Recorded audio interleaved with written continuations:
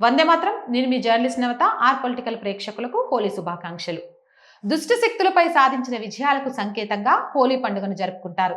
పాల్గొన చైత్ర మాసాల సంధికాలంలో వచ్చే ఈ పండుగ గురించి భవిష్య నారద పురాణాలతో పాటు గాథ సప్తశతి, మాలిక్ వికాగ్నిమిత్రం, నాగావళి లాంటి గ్రంథాలు పేర్కొన్నాయి. దుష్ట సంహారం, వసంత ఋతువు ఆగమనం నేపథ్యంలో ఆనంద చిహ్నంగా రంగులు చల్లుకుంటూ మధుర పదార్థాలు పంచుకుంటూ ఆరగిస్తుంటారు. పాల్గొన పౌర్ణమి నాటి ఈ పండుగను వసంతోత్సవం, కాముడి పున్నమి, మదనోత్సవంగా ప్రాచీన గ్రంథాలు పేర్కొంటున్నాయి. వేదకాలంలో ఉగాది ఈ పున్నమి నాడే ప్రారంభమయ్యేదని చెప్తారు. అప్పట్లో 4 మాసాలను ఒక ఋతువుగా పరిగణించేవారట. ఆ 4 నెలలను చాతుర్మాసం అంటారు. అలాంటి 3 మాసాలలో మొదటిది పాల్గొన పున్నమి అని పెద్దలు చెప్తారు. ఇది హిందువుల పండుగ అయిన సర్వ మతస్థులు ఉత్సాహంగా పాల్గొంటారు. పంజాబ్ లో హిందువులు, సిక్కులు కలిసిపోయి హోలీ ఆడతారు. హోలీ పండుగను యుగ యుగాలుగా జరుపుకుంటున్నట్లు ధర్మ సింధు లాంటి స్మృతి గ్రంథాలు చెప్తున్నాయి. తూర్పు, ఉత్తర భారత ప్రాంతాలలో ఈ రోజే వసంత ఋతువు మొదలవుతుంది. వసంత ఋతువు ఆగమనానికి సంకేతం హోలీ పున్నమి. రాలే ఆకులు రాలుతూ వచ్చే ఆకులు వచ్చే వేళ ప్రకృతిలో వ్యక్తమయ్యే నవచైతన్యానికి సంకేతంగా ఈ పండుగను భావిస్తారు. ఆధునిక కాలంలో సామాజిక సమైక్యత, సమిష్టి భావనకు ప్రతీకగా నిలిచినట్లే ఈ పండుగకు పురాణ నేపథ్యము ఉంది. ముఖ్యంగా ప్రహ్లాద చరిత్ర, పూతన వధ, కాముని దహనం ఈ పండుగతో ముడిపడి ఉన్నాయి. పురాణాలు చెప్తున్నాయి. హోలీ గురించి అనేక గాథలు ప్రచారంలో ఉన్నాయి. దీని నేపథ్యాన్ని పరిశీలిస్తే శ్రీకృష్ణుడి ప్రస్తావన కనిపిస్తుంది. ఆయన గోపికలతో ఈ పండుగ ఆడాడని పురాణోక్తి. ఆయన పూతనను చంపిన సందర్భాన్ని పురస్కరించుకొని జరుపుకునే ఉత్సవంగా చెప్తారు. రక్కసి గండం నుంచి బయటపడిన ఆయనను రేపల్లె మహిళలు ఉయ్యాలలో వేసి వేడుక జరుపుకోవడంతో డోలోత్సవం అనే పేరు వచ్చిందని చెప్తారు.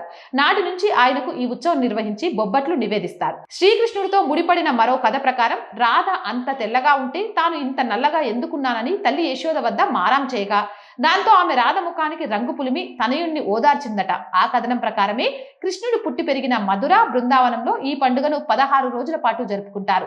5వ నాడు అంటే పాల్గొన బహుళ పంచమి నాడు ఈ పండుగ ముగింపు సూచనగా రంగులతో రంగు పంచమి ఘనంగా నిర్వహిస్తారు.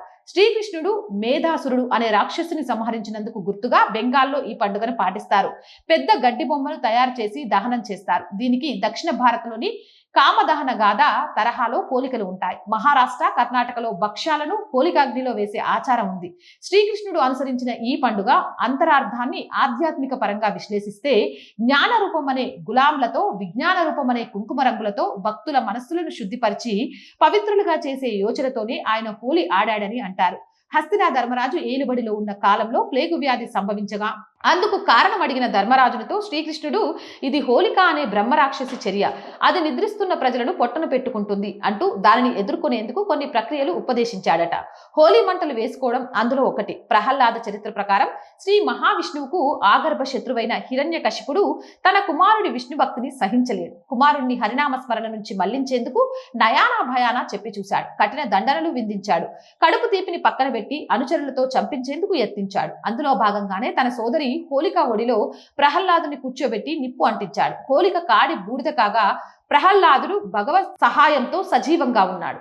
ఈ సంఘటన పాల్గొన పూర్ణమి నాడే జరిగింది. అలా ప్రహ్లాదుడు తనకు ఎదురైన ఎన్నో అవాంతరాలను అధిగమించి ముక్తి సోపాన మార్గంలో పురోగమించి లక్ష్య సిద్ధిని పొందాడు. హోలికా దహనమైన పాల్గొన పౌర్ణమినే ప్రహ్లాద పౌర్ణమి అంటారు. రాక్షసి పీడ వదిలినందుకు సంతోషంగా ప్రజలు రంగునీళ్లు చిమ్ముకుంటూ వేడుక జరుపుకుంటున్నారట. కృతయుగంలో దుందు అనే రాక్షసి అంతం కావడంతో ప్రజలు ఆనందంగా పండుగ జరుపుకున్నారని, అది ఆనవాయితీగా మారిందని చండీ తంత్రం పేర్కొంటుంది. లోక కంటకుడు తారకాసురుడు వధకు కుమారస్వామి జననం అనివార్యం. అందువలన తపస్సులో ఉన్న శివుణ్ణి చెలింపచేయాలి. దానికి బ్రహ్మదేవుడు సోదరతుల్యుడు మన్మధుణ్ణి ఉపయోగించాడు. మదనుడి చేష్టలకు ఆగ్రహించిన ముక్కంటి పనేత్రం తెరవడంతో అతను బుగ్గి అయ్యాడు. పతి ప్రాణభిక్ష కోసం రతీదేవి విలపించగా పునర్జీవితుణ్ణి చేశాడు శివుడు. అయితే అతను రతీదేవికి మాత్రమే కనిపిస్తూ లోకాల హృదయాలలో ఉంటాడని వరమిచ్చాడు. ఈ సంఘటన పాల్గొన పౌర్ణమి నాడు జరిగింది కనుక కాముని పున్నమి కామదహనోత్సవంగా ప్రాచుర్యంలోకి వచ్చింది. కాముని పున్నమి నాడు తెలంగాణ గ్రామాల్లో, ప్రాంతాల్లో పశువుల కాపరులు తమలో ఒకరిని ఎలుగుబంటి వేషం వేసి ఇండ్ల ముందు ఆడిస్తూ పాటలతో భిక్షాటన చేసేవారని తెలుస్తుంది. తమిళలు ఈ పండుగను కామక్ పండగై అని, కన్నడిగులు కామన్ హబ్బు అని వ్యవహరిస్తారు. మన్మధునికి ఆనంగుడు అని మరో పేరు. ఆ రోజున కొన్ని ప్రాంతాలలో అనంగ వ్రతం జరుపుకుంటారు. మీనాక్షిదేవి ఘోర తపస్సు చేసి సుందరేశ్వరుణ్ణి పరిణయమాడింది పాల్గొన పౌర్ణమి నాడే. దీనిని కళ్యాణ పౌర్ణమిగా వ్యవహరిస్తారు. ఆ రోజున ఆది దంపతులకు పూజాధికాలు నిర్వహించి హోలికా మిశ్రమం నైవేద్యంగా సమర్పిస్తారు. పొలాల్లోని ధాన్యం దినుసులను సేకరించి వాటికి ఆవు పాలు జోడించి పాయసం తయారు చేస్తారు. పండుగ నాటి వరకు వైషమ్యాలు ఉన్నా ఆ రోజు పరస్పరం రంగులు చల్లుకుంటూ గతం గతహ అనేలా మర్చిపోవాలన్నది మరో అంతరార్థం. ఈ రంగుల పండుగ అంతర్జాతీయంగా వర్ణాలు విరజిమ్ముతోంది. అమెరికా, బ్రిటన్, కెనడా తదితర దేశాలలో ప్రవాస భారతీయులతో పాటు ఆయా దేశస్తులను రంగులు చిమ్ముకునే పండుగను అలరిస్తుంది. ముఖ్యంగా దేవ విదేశాలలోని ఆలయాల వద్ద ఈ పండుగను ఘనంగా నిర్వహిస్తారు. హోలీ నాడు జనావాస కూడలిలో పెద్ద మంటలు వేసి అగ్నికి ప్రదక్షిణలు చేసి ఆ భస్మాన్ని నుదుటను ధరిస్తారు. కొన్ని ప్రాంతాలలో దీన్ని ధూళీవదంగా వ్యవహరిస్తూ దీనివల్ల ప్రతికూల శక్తులు దూరమై సానుకూల శక్తులు సమకూరుతాయని విశ్వాసం. జ్ఞాన విజ్ఞాన రూపములనే రంగులు మోక్ష సాధనకు చక్కని మార్గాలని శ్రీకృష్ణ పరమాత్మ ఉపదేశించాడు. గీత జ్ఞానం అనే రంగులలో మానవులు తమ ఆత్మలను పరమాత్మలో విలీనానికి ప్రయత్నించారని ఆధ్యాత్మికవేత్తలు చెప్తారు. కానీ వర్తమానంలో అలాంటి ఆధ్యాత్మిక కోణానికి భిన్నంగా కేవలం వేడుక కోసమే ఈ పండుగను జరుపుకుంటారనే వ్యాఖ్యానాలు ఉన్నాయి.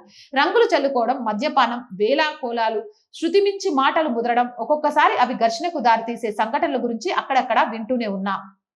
ఇక ఋతువు మారే క్రమంలో చిన్నపాటి ఆరోగ్య సమస్యలు తలెత్తకుండా ఉండేలా ఈ రంగులు దోహదపడతాయని పూర్వీకులు భావించేవారు. అందుకు తగినట్టు సాంప్రదాయబద్ధంగా వేపగింజలు, కుంకుమ, పసుపు తదితర ప్రకృతి సిద్ధ ఆయుర్వేద పదార్థాలతో రంగులు తయారు చేసేవారు. కాలక్రమంలో వాటి స్థానంలో పూర్తిగా రసాయనాలతో నిండిన రంగులు వాడకంలోకి వచ్చాయి. వీటిని చల్లుకోవడంలో ఆనందం, వినోదం మాటం ఎలా ఉన్నా ఆరోగ్యపరంగా నష్టం వాటిల్లుతోంది. వాతావరణం కలుషితమవుతుందని నిపుణులు అంటున్నారు. ఈ రంగులోని రసాయనాల కారణంగా చర్మ వ్యాధులు, అంధత్వం, మూత్రపిండాల వ్యాధులు సంక్రమించే అవకాశం ఉందని వైద్య నిపుణులు హెచ్చరిస్తున్నారు. సాంప్రదాయకంగా వస్తున్న పండుగలను జరుపుకోవాల్సింది. అదే సమయంలో పూర్వీకులు రూపొందించిన నియమాలను పాటించడం ద్వారా ఆరోగ్యాలను, పర్యావరణాన్ని కాపాడిన వారవుతాం. అండ్ రోజు చెప్తుందేనండి, R group of channels, R voice, R political, R Sanskriti, 3 మన channels. So please subscribe our channels. Content బాగుంది అనిపిస్తే లైక్ చేయండి, షేర్ చేయండి. ఆర్థికంగా సపోర్ట్ చేయాలి అనుకుంటే సబ్స్క్రిప్షన్ పక్కనే జాయిన్ అనే బటన్ ఉంటుంది. 1 to 5 లెవెల్స్ ఉంటాయి. ఏదో ఒక లెవెల్లో సపోర్ట్ చేయండి. లేదా స్క్రీన్ మీద గూగుల్ పే, ఫోన్ పేతో పాటు అకౌంట్ డీటెయిల్స్ ఉంటాయి. మీకు తోచిన సహాయాన్ని అందించవచ్చు. వ్యాపార ప్రకటనల కోసం 8328 500 576 నెంబర్ని సంప్రదించండి. జై హింద్, జై భారత్.